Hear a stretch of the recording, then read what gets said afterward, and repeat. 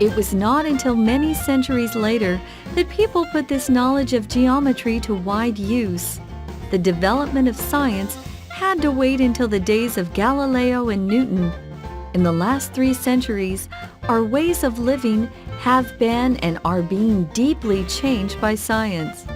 These changes can be compared only with 3 or 4 great earlier steps in the history of human development. These are the birth of language, the use of fire in farming, and the invention of writing. Here is a horse walking round and round the mouth of a well. He is pulling on a strong stick of wood, which is kept turning by his motion. This moves a chain with buckets on it. The motion of the chain carries buckets full of water up and takes empty buckets down. The horse has a cloth over his eyes to keep him from seeing that he is walking all the time in a circle. Would he stop if he knew he was going round in circles? Today, machines are the workhorses. They are doing what people gave all their days to doing in the past. Muscles get less tired in the machine age, but they often get more tired in other ways. We are finding that we need more and more time to work out the direction that our lives may best take. We need a new design for living. People carried water from springs and rivers and pulled it up by hand from wells long before they learned even how to turn a chain round a wheel.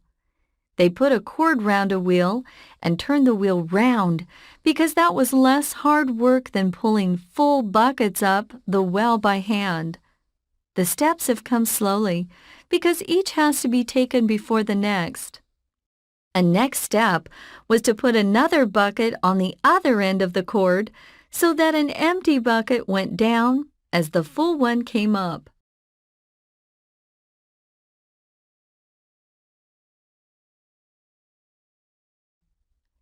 In one of the well-known Uncle Remus stories, Brer Rabbit, a little animal who always gets the better of the other animals living near him, gets into a well bucket, and down he goes to the bottom of the well. As his bucket goes down, the other bucket comes up empty. "How am I ever going to get back up?" he says to himself. After a while, Brer Fox comes along, looking for Brer Rabbit. "What are you doing down there, Brer Rabbit?" he says, looking down into the well hole. "I'm doing a little fishing. There are hundreds of fish down here." "How can I get down there?" says Brer Fox. "Just get in the bucket, Brer Fox. It'll bring you down in no time," says Brer Rabbit. And as the fox goes down, up comes Brer Rabbit to the top in his bucket, as he wanted to do. The 2 buckets go by one another on the way. "Good day, Brer Fox. Some go up and some go down." "A happy landing to you," says Brer Rabbit with a smile and a wave of the hand. Such stories about animals are as old as any inventions.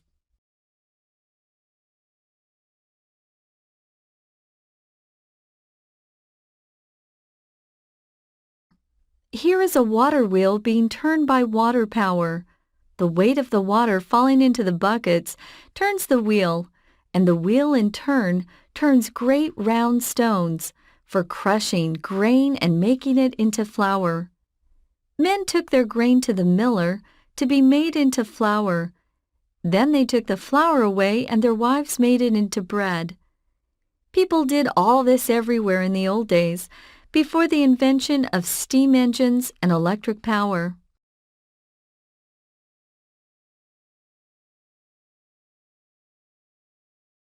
Here is a windmill which does the same sort of work. The wind pushes the sails of the windmill round. The work of the windmill is dependent upon wind. When there is no wind, the miller cannot make flour, because there is no power to turn the millstones around. There is an old song about a miller who lived by himself and could be heard singing a song all day long. "I care for nobody, no, not I, and nobody cares for me," sang the miller. What he meant was that he did not love anyone and that nobody loved him. He had no hopes or fears. He did not hope for anything or fear anyone.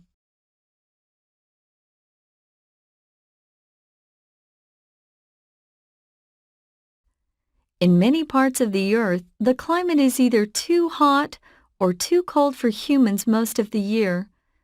But it is now possible to put automatic controls over temperature into houses, offices, and work plants. Here is a thermostat, which keeps the temperature of the air as high or low as we want. We put the pointer at 70 degrees Fahrenheit.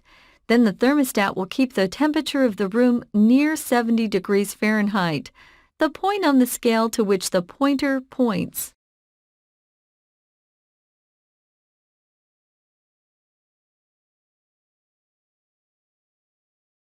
A thermostat is designed for this purpose. Its design makes use of our knowledge of what metals do when heated. This is the way it works. Different metals get larger by different amounts as they are heated. Two long, thin pieces of such different metals are bent together like this inside the thermostat. When the temperature in a room goes above 70 degrees Fahrenheit, the metal on the outside gets longer than the metal on the inside. This moves the arm to the right and shuts off the fuel in the heating system of the house.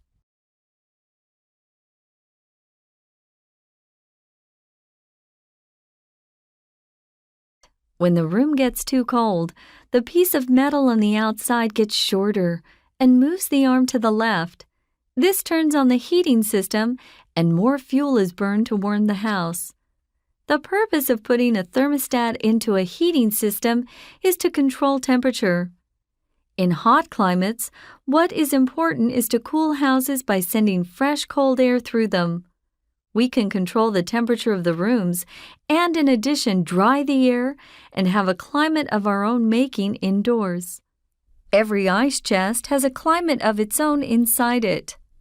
It is strange and surprising but true that ice chests are kept cold by using heat. The heat is supplied by electric power or by burning gas. Scientists tell us that before long we will be using the sun's heat to cool buildings. This will make life in hot climates much easier.